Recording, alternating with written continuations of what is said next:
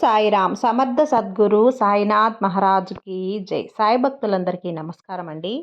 మన బాబాగారి దయ వల్ల మనందరం బాగుండాలి, సంతోషంగా ఉండాలి అని చెప్పి మనస్ఫూర్తిగా కోరుకుంటూ ఈరోజు వీడియో స్టార్ట్ చేస్తున్నాను ఫ్రెండ్స్. ఇక ఈరోజు వీడియోలో మనం చూడబోయేది ఏంటి అంటే, తల్లి ఇది నువ్వు వినగలుగుతున్నావు అంటే నీ కర్మ ఫలితాలన్నీ తీరినట్టేనమ్మా. ఇప్పుడే విను, ఆనందిస్తావని చెప్పి బాబాగారు మనకు ఒక మంచి సందేశాన్ని అయితే తీసుకొచ్చేశారు.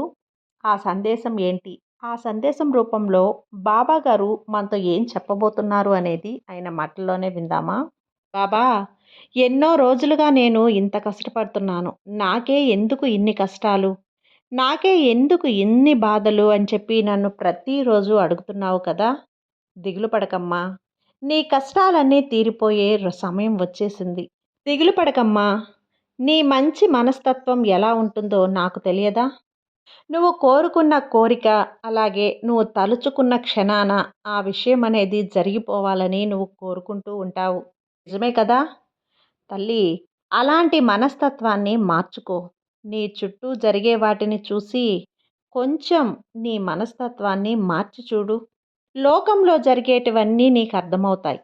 ఏదైనా సరే మన విషయంలో జరిగింది అంటే, ఈరోజు ఒక విషయం జరిగింది అంటే అదంతా మన మంచికే అనుకో.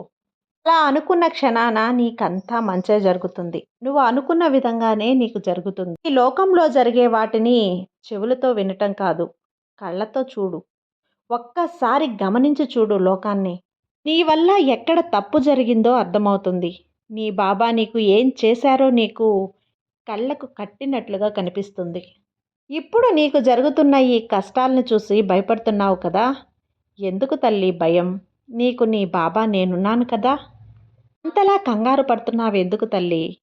అంతలా నువ్వు భయపడుతున్నావు కాబట్టే నిన్ను అంతలా భయపిస్తున్నారు. భయపడుతూ ఉంటే భయపెట్టేవారు ఉండనే ఉంటారు. కాబట్టి అస్సలు భయపడకు, అర్థమైంది కదా. భయపడ్డా సరే భయపడుతున్నట్టు పైకి కనపడనీయకు. పైకి నిబ్బరంగా ధైర్యంగా ఉన్నట్టు ఉండు.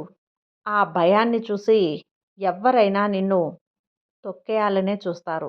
కానీ నువ్వు ధైర్యంగా నిలబడ్డావు అనుకో, నిన్ను చూసి ఎదుటి వాళ్ళే భయపడి వెళ్ళిపోతారమ్మా. ధైర్యంగా ఉండి నమ్మకంతో ఉండు. ఆ రెండు మాత్రమే నిన్ను గట్టిగా మనిషిగా ఈ సమాజంలో నిలబెట్టగలవు. నమ్మకంతో ఉన్నప్పుడు ఏదైనా సాధించగలవు బిడ్డ.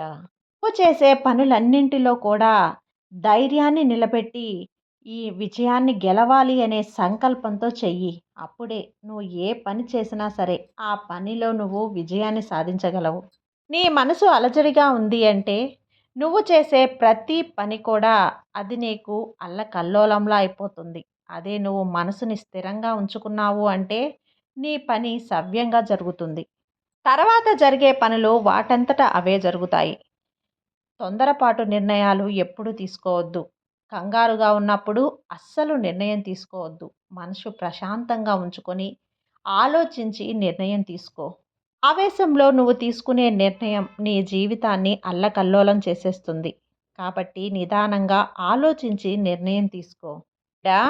ఇప్పుడు నేను చెప్పే ఈ మాటలన్నీ నువ్వు వినగలుగుతున్నావు అంటే నీ కర్మ ఫలితాలన్నీ తొలగిపోయినట్టే. నీకు ఇక మంచి రోజులు రాబోతున్నాయి తల్లి. నీ కుటుంబంతో సంతోషకరమైన జీవితాన్ని జీవిస్తావు. నీ కుటుంబంపై, నీపై ఈ సాయి ఆశీస్సులు ఎల్లప్పుడూ ఉంటాయి. పై నమ్మకాన్ని, నీలో ఉన్న మనోధైర్యాన్ని పెంచుకో. నీ సాయి ఎప్పుడు నీ వెంటే ఉండి నిన్ను కాపాడుకుంటూ ఉంటాను. నీ సాయి తండ్రి నీకు తోడుగా ఉన్నాను కదా. నీకైన పనులన్నీ చక్కబెడతాను. గుర్తుపెట్టుకొని మరి నీకు కావలసినవన్నీ ప్రార్థన రూపంలో నా దగ్గర పెట్టు. అలా పెట్టకుండా అన్ని విషయాలు నీ మనసులోనే పెట్టుకొని కృంగిపోయి బాధపడుతూ క్షీణించిపోయి నీ మనసుని అకావికలం చేసుకోకు. ఏం జరిగినా సరే అన్నింటినీ ఎదుర్కోగలను అనే ధైర్యంగా ఉండు.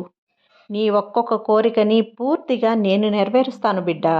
నీ లోతు మనసులో ఉన్న కోరికను కూడా నా దగ్గర పెట్టు తల్లి. ఎవరికి చెప్తున్నావు? నీ సాయి తండ్రి, నీ తండ్రికే కదా చెప్తున్నావు. అన్నింటినీ నాతో చెప్పుకోమ్మా. కాలానికి ఎంతో శక్తి ఉంది. ఆ శక్తే నీ కోరికలన్నీ తీర్చగలిగే ఒక ఆయుధంలా మారుతుంది. నీ కోరికలన్నీ తీర్చగలిగే ఒక అద్భుత శక్తిలా మారుతుంది. ఇతరులతో మంచిగా మాట్లాడి మంచిగా ఉండమ్మా. నీ కోరికలన్నీ నేను నెరవేరేలా చేరుస్తాను. కోపంతో కన్నీళ్లతో జీవిస్తున్న నువ్వు ఒక్కసారి నీ జీవితాన్ని మార్చి ప్రశాంతంగా జీవించు. దుఃఖంలో మునిగిపోయిన నీ జీవితాన్ని కొంచెం సంతోషంగా జీవించు. ఆనందంగా జీవించు చూడు తల్లి. కష్టాలతో, కన్నీళ్లతో, దుఃఖంతో మునిగిపోయి అక్కడే కూర్చోకుండా నీ జీవితాన్ని ఒక సవాలుగా తీసుకో. వాటన్నింటినీ ఎదుర్కోవటానికి ధైర్యంగా ఉండు.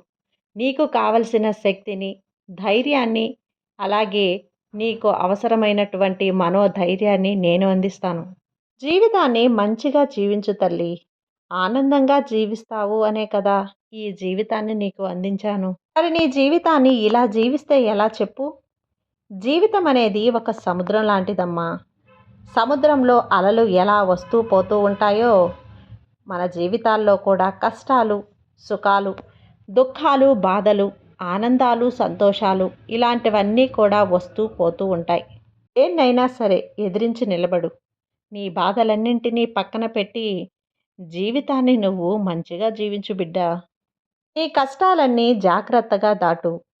ఎన్ని కష్టాలు, ఎన్ని బాధలు వచ్చినా సరే నీ జీవితాన్ని వదలకుండా సాగించు. నీ లక్ష్యం కోసం పోరాడుతూ ఉండు. తప్పకుండా ఆ విజయం నీ సొంతమవుతుంది. బాబా చెప్పే మాటలు పూర్తిగా ఆలకించు. నీ బాబా మీద పూర్తి నమ్మకంతో ఉండు. అంతా మంచే జరుగుతుంది. నీ సాయి నీ తోడు ఉండగా నీకు భయమెందుకు చెప్పు. సర్వే జన సుఖినో భవంతు. జై సాయిరాం.